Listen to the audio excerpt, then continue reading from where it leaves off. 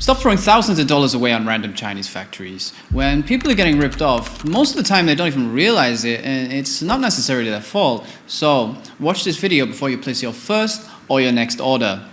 I've been living in Zhuhai, China full-time since 2019, sourcing products, building supply chains, and handling millions of dollars worth of deals. And I've seen many buyers sometimes lose tens of thousands of dollars on an order, of course, when they were not working with me. And it's mostly because they went it alone and they just didn't understand how Chinese factories really operate. So, without further ado, here are the 5 biggest mistakes that I see buyers make in China and how you should avoid them.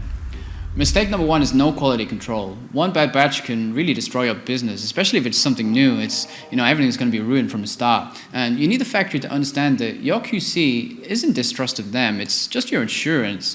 You really need everything to be checked. Colors, parts which might be broken, packaging, tolerances, even right down to how the items are packed.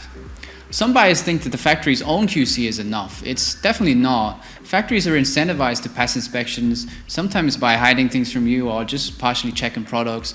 Even the honest factories, they can just make honest mistakes. Adding that external layer of QC is standard for professional buyers. It's just about protecting your company, your brand, your customers. And I get it. If you're starting out, you probably just have a small order. Taking that risk, that additional layer of QC, it might be quite expensive, but please, as you scale that product, please eventually spend some funds and put some proper QC in place. Mistake number 2 is trusting the perfect sample. Picture this, the factory's made the sample, you think it's amazing, you approve it, everything is great, you're ready to go, and then production starts and it arrives to you, and what do you know? Materials are cheaper, they've cut corners, and in the end you end up with a product that's just not what you expected from the factory. Professional sourcing is not about guesswork. You really need to control specs, materials, sizes, tolerances, finishes, everything down to the smallest detail, and then put it in a sales contract with them so they have to follow it. Never rely on the factory to say, hey, we'll get it right, because a perfect sample is just that. It's just a sample. Don't just say, oh, please make it like that and expect it will come out right, because it might not in the end. Mass production is just a completely different game to sampling. Mistake number 3, trading companies that are pretending to be factories. Now, I'm probably going to say that there are actually more trading companies in China than there are real factories. And some traders are fine, as they can be useful for you for different reasons, especially if they're transparent about what they're doing. But most of them, they pretend to be factories so they can make easy money on the margin, which of course is money wasted for you. And they get to pretend like they own a factory when they don't.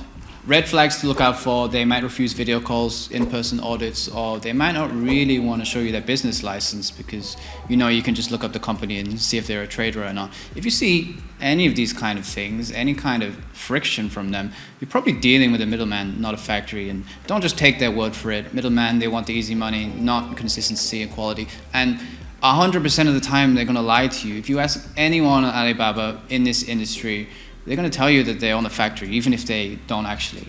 To protect yourself, you need to check the paperwork in Chinese, do video calls, meet them in person. And even then, sometimes if you actually go to the factory and you meet the trader, the factory will allow them to pretend like they own it. Basically, I would just say, if your business partner that you're working with is giving you any kind of bad feeling in your gut, don't trust them, because you're probably going to be right about it.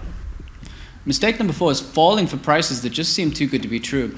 If the price feels like a steal, it probably is for a reason. Low-grade materials, hidden fees, or surprise costs after you pay for the samples, tooling, or deposits. It's all common.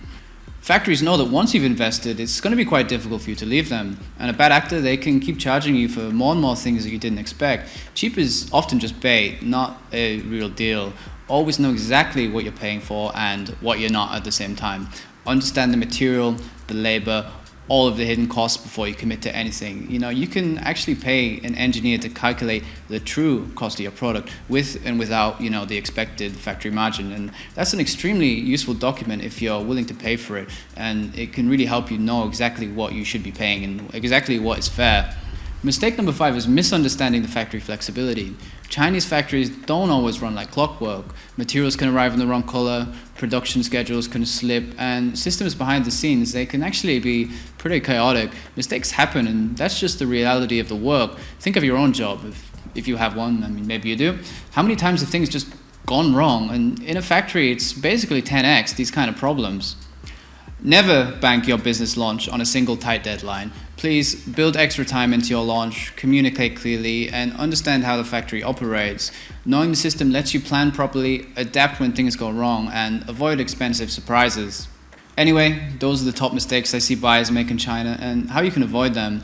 I'm Dan, and if you want more content like this, please click the link here. I presume the video is going to be here. And if you're sourcing a product in China, my team and me, we're on the ground every day here in Zhuhai. So get in touch via the link below, and please like, comment, and subscribe. And that's it. Thank you. I'm out.